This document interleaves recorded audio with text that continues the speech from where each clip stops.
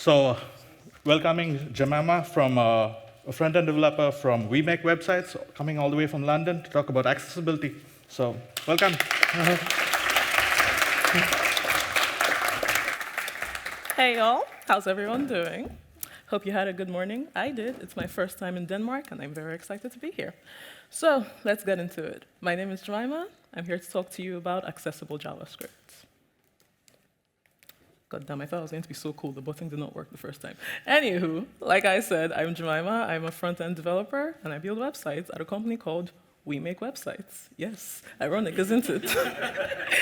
So you can find me online anywhere at Jemima Abu. So that's Twitter, LinkedIn. I love connecting with people from all over the world. So if you like my talk, you like my hair, let me know. I'm always open to compliments. So let's get into it. What is accessibility? To me, the easiest way to describe accessibility is it's the practice of building products that everyone can use. Now, when I say this, it sounds like an oxymoron because it's like, well, duh, if you build a product, people are going to use it. So picture it this way. Let's say you're an architect, right? And then you design a building, but the building has no doors. People are going to be like, you're very bad at your job, and then you'll get fired. You don't want that.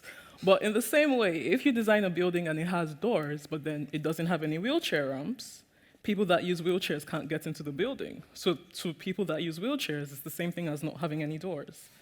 So that's what it means. When we build a product, we have to think not just how do I use this product, we have to think how does everyone use this product? How does someone that I'm going to move on from the architecture metaphor and get back to websites. So how do people that use screen readers, how are they going to view my websites? People that are colorblind, people that are running a marathon and looking at their Apple Watch, how are they going to view my websites? These are all the considerations we have to take into place when we're building websites, and that is what accessibility means. Accessibility means building products that everyone can use, regardless of any disabilities or whatever situation they may be in.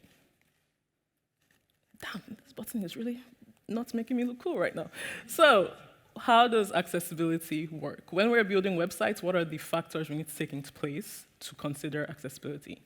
The first of them, that little finger up there, is interaction. How do people interact with your website? So we don't have to think just people that are using mouses. Is it mouses or mice? Like if it's a computer, is it? I know because I said that before and I was like, mouses. Someone was like, isn't it mice? And I was like, I don't know. Anyway, computer mouses, let's just say that.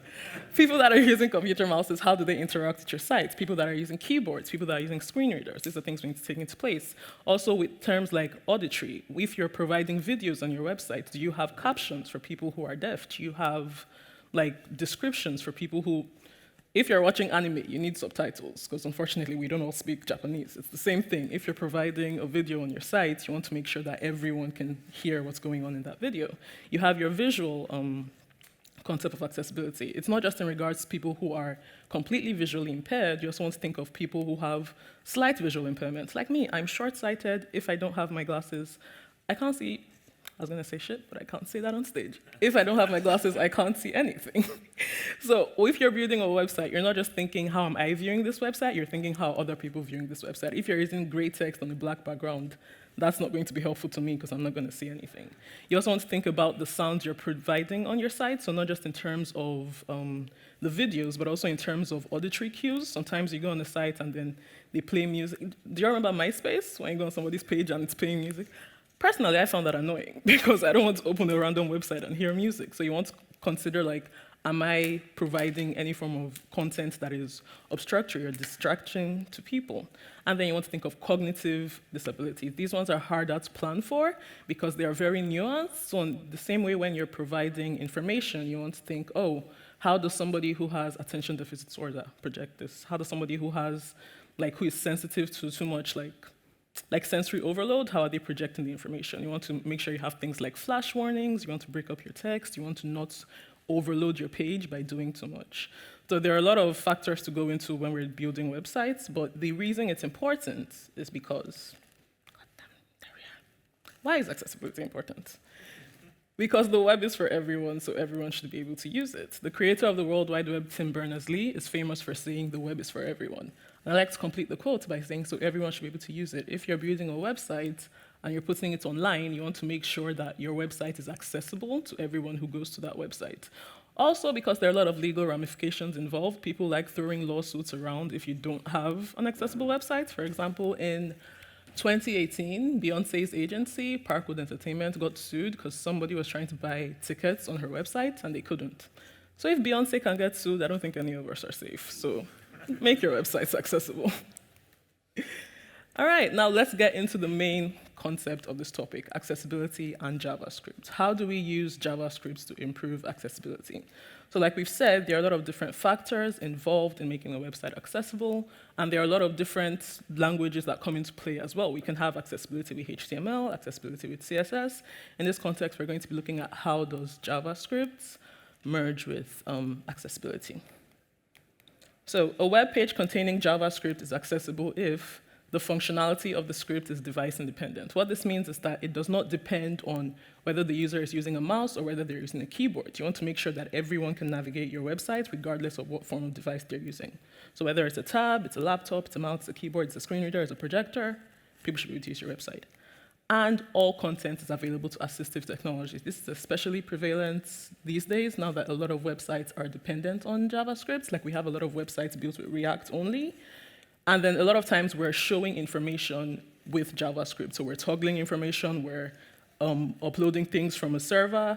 How do you know that these contents you're putting on your site is actually accessible to people that are using screen readers? You can't just think of people that are looking at your website. You have to think of people who are navigating your website in a way you might not be used to. So writing accessible JavaScript. So we're just going to look at a couple of scenarios in how we would display certain content using JavaScript and a way to make it accessible. So first of all, content. Hold on. I cannot figure this thing. Am I doing something wrong? Am I not clicking? Am I facing the wrong way? Anyway, whatever. So we have this. This is a content that we'll usually display with JavaScript. It's a simple toggle button. So when you click the show button, it shows the content. When you click the hide button, it hides the content. It's a very descriptive button, you know? So what we want to make sure is that this content we're displaying, how does a screen reader actually know when this content should be showed and when this content should be hidden? It would be a bit awkward if screen readers were just reading everything on your page that you meant to be hidden, or if screen readers could not detect anything on your page because you had not updated it. We do that using the, there it is, the ARIA hidden property. The ARIA hidden property is an ARIA label tag for detecting whether a property should be visible to screen readers or not. It's the same thing as using display none in CSS. It's just that display none also works with screen readers, to be fair. If you do set display none on a property, it would not be read with a screen reader, but then there are instances where we don't always use display none. If you're using visibility hidden, for example, it would still be read by a screen reader. So in cases like, or sometimes if you're just like minimizing, because you know like sometimes in CSS you want to have like that cool transition feature, but you can't do that with display none, so you have to set like a max width property and then automate your max width. Yeah, so if you're doing that, it's still going to be visible to screen readers. So what you want to make sure you're doing is that if you are hiding your button, you're setting your ARIA hidden to false, and if you're showing your button, you're setting your ARIA hidden to true. And then we have timed content. So this is another very common instance in JavaScript, not timed content per se, but content that is changing over time. So for example, we have, let's say we create a tab component. So if I click one tab, it shows me a content here. If I click another tab, it replaces the content in that container. How are we communicating to the screen reader that the content in this container is changing? So for this example, I used a timed content just because it's the easiest way to show something that requires updating over time. We communicate constantly updating content by using the ARIA live attribute. So the ARIA live attribute is something that allows us to tell the screen reader that, oh, look, the thing inside this container is going to be updating, so read out all the updates to the user as well. So you can have ARIA live polite. What that means is that it reads out the first content. So let's say we have multiple content on a page. It will read out all of that, and then when it gets to the updating content, then it will read that part out. We also have ARIA live assertive. Assertive is like, this is the most important content, so don't read anything else. Read this one first, and then when we're done with this one, we move on to the next content. So if we've set our ARIA live property with JavaScript, then we also want to turn it off when the thing is done. So for example, in the case of the timed content, once my timer runs out, if I've set my timer to 0, I also want to set my ARIA live property off. So now I'm setting my ARIA hidden to true, and I'm also turning off the ARIA live property. So I'm basically telling the screen reader, you don't need to detect any more changes to this element. All right, and then we get to navigation. So navigation is pretty much how users scroll through your screen. So if you are using a mouse, it would be them like, scrolling down, scrolling up. I got distracted too much. Anyway, if they're moving, no wait, sorry, I just have to talk about this. So you know like sometimes you're using a touchpad, well then if you're using the touchpad and you scroll down, the page moves up. But if you're using a mouse and you scroll down, the page moves down. So are you scrolling up or are you scrolling down? Food for thought, think about it. So it's the way the user moves through your website, basically. So for someone that's using a keyboard, for example, they tab through the website. And now when you're tabbing through the website, you just move automatically to the next element that has focus. So if you have lots of multiple buttons on your page, those are the hotspots the user is going to navigate through. So if I was moving through this page with a keyboard, this is what the navigation would look like. So in this context, I want to think, is there anything on my page that I need to make sure that the user can focus on? So this applies to anything that can be clicked. If anything should be getting focused, if you have a carousel and you have arrow buttons, you have pagination dots at the end, you want to make sure all those things are getting focused. So that's what we mean with thinking of JavaScript in terms of navigation. So yes, focusing custom elements. This is very common, especially in React or whatever, where you build a lot of custom elements because sometimes the native elements just don't give you the same feature. We want to make sure that whatever custom element we build, it also has the ability to get focus if it needs it. So one of the easy ways to do that natively is to use the tab index. So for example here, let's say I created a custom element with the role of button. The easiest way to make sure that this button gets the focus is to set a tab index property of 0. What this would do is that it's going to place the element on the page and make sure that the element is always focusable.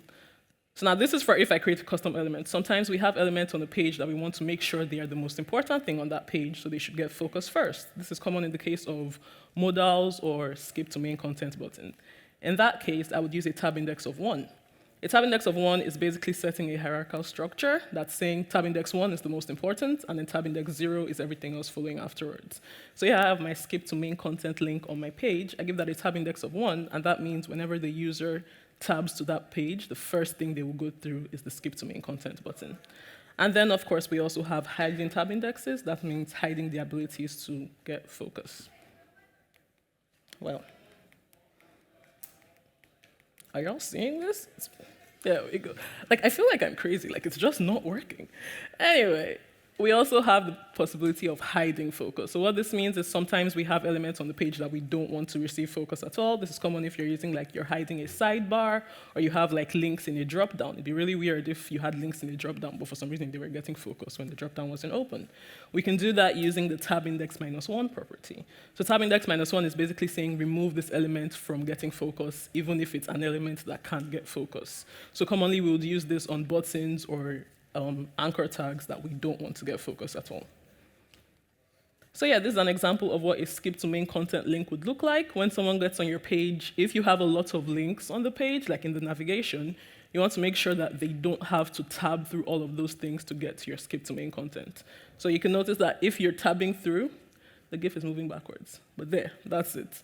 That's the skip to main content button, and when you click it, it just takes you to your main content. If we have time, I'll show an actual demo, so pardon the glitchy GIF. But I think you all get the point. You get the point, that's good.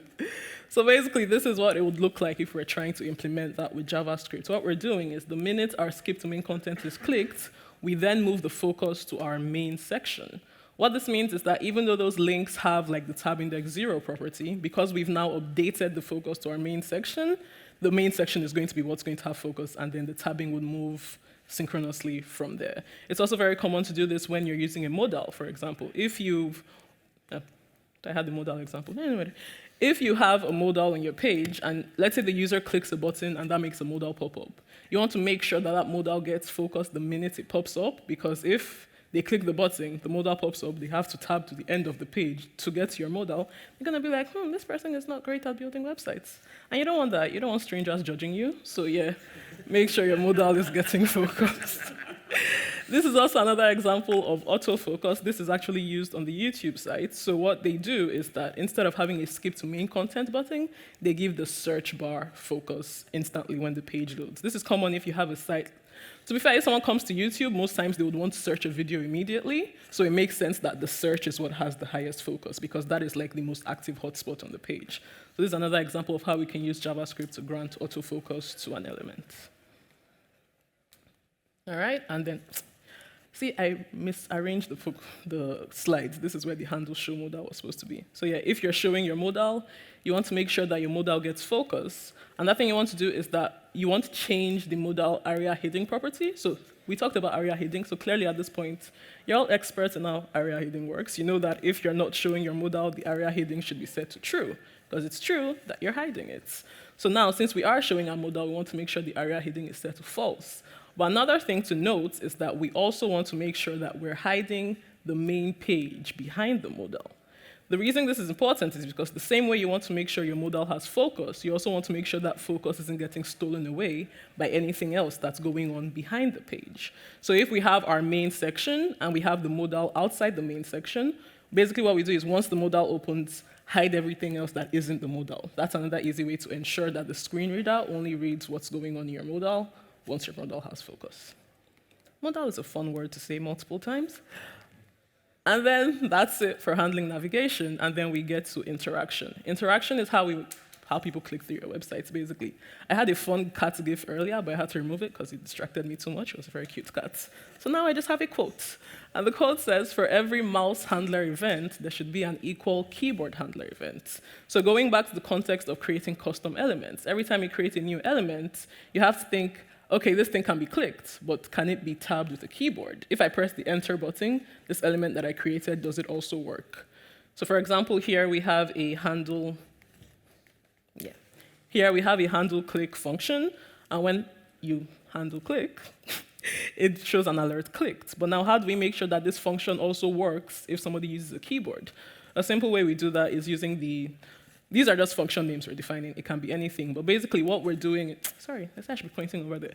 What we're doing in this function is handling the key press. So we're detecting the key target. So e.which equals 13 basically means if it's the enter key, then we want to run our click function that we've also created.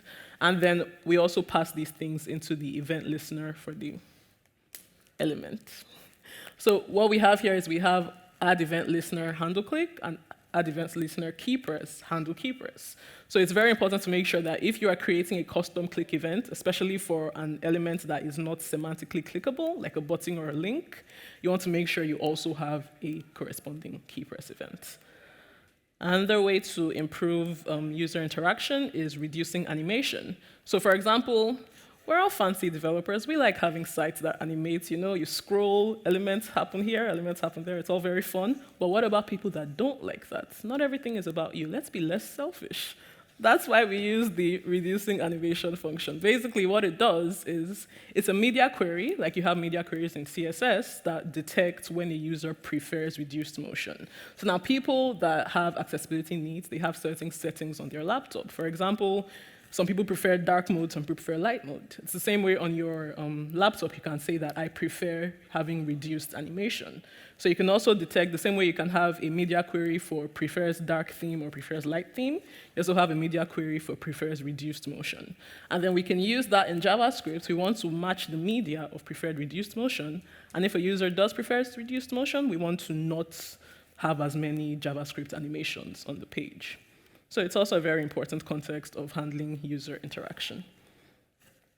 And yes, this is a very helpful link I use for when you're building custom elements. Sometimes it's hard to know what kind of accessibility rule is required by this element. If you're building a custom slider, it's like, am I giving it a role carousel? Am I giving it a role? So if you want to know those things, this link is very useful for showing you which custom elements and what area labels and what accessibility attributes they would need. I'll share the link to the slides at the end so you can also access all these things there. And yeah. So now we've managed to write accessibility in the form of content and interaction and navigation. Now, how do we actually test that what we've built is accessible? Because when it comes to accessible JavaScript, there are not a lot of default testers for it. So a lot of testers will just show you, oh, you're using semantic elements or you're using the right area labels here. But when it comes to JavaScript, because we're doing a lot of manual updating and a lot of our content is dynamic, a lot of times you might have to test it manually. So personally, I use the Chrome Vox screen reader, or if you use a Mac, you can also use the VoiceOver tool. That's a really helpful way for using a screen reader on your page. There are also some manual tests I like to run.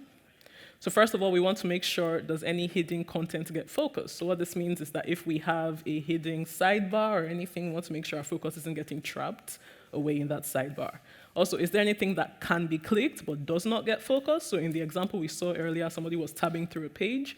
If we've created a custom element and people cannot tab to that element, it means that people that are using keyboards cannot access our element. So for all intents and purposes, it's useless. And then we want to make sure that, there we go. We want to make sure that any custom controls or widgets we create can be operated with keyboard use only. Now, this is a very challenging one because how it works is that basically you don't use your mouse at all. Just go to your website and tab through with your keyboard. Can you access, for example, if you're building an e-commerce website, from the moment you get on the website, is it possible for you to add a product cart, proceed to checkout, put in your payment and shipping information, and pay for that product, get an order confirmation, all while using your keyboard? If you can't do any of these things, if you can't complete a complete user flow using your keyboard only, then that's an inaccessible website, and you need to detect the spots where that thing is failing and fix it. All right, I still have 7 minutes. And then for testing, yeah, there we go. We have the Lighthouse in Chrome Dev Tool. So like I said, JavaScript doesn't have a lot of testers you can use automatically, but I also like using Lighthouse in Chrome Dev Tools to just have an idea of like what else you can fix outside of JavaScript. So it's just an auditory tool that lets, auditory, that's not the word. It's an audit tool. Auditory means something different. It's an audit tool that tells you basically like, oh, this is where your, this is what the issues in your website are. This is my website, humble brag. So yes, as we can see, it's 100% accessible. I'm good at my job, thank you very much. So yeah, it basically just gives you a score of like, this is what you're passing, this is what you're failing, this is where you can fix. Then we also have the Web Accessibility Evaluation tool. I use this one because it's really helpful for getting like an outline. So when you're working with semantic HTML and you're using things like the H1 tag, you're using buttons, you're using links, you want to make sure that you're setting up the content of your page in a way that makes sense to people. So the Web Accessibility Evaluation tool is very useful for that. We also have the, I have 6 minutes, let's go. There we go. We have the Web Accessibility VS Code extension. This is a really cool extension that you can use in Visual Studio Code. So while you're writing the code, it tells you that, okay, this is what a semantic element should look like. So here we can see use semantic HTML or specify an area role, enable pinching to zoom. So it's just a really useful way of providing you with helpful tips while you're writing the code.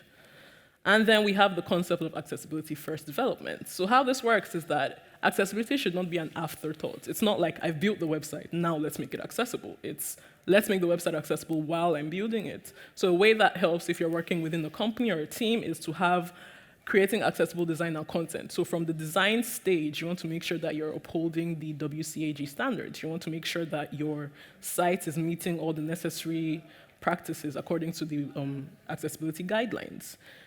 It also helps to use an accessibility checklist. This is a link, so if you get the slides, you can click this link. It helps to use an accessibility checklist at every stage of development. So while you're building a custom element or while you're building a new page, you can just go through your checklist and be like, does this thing meet all the requirements?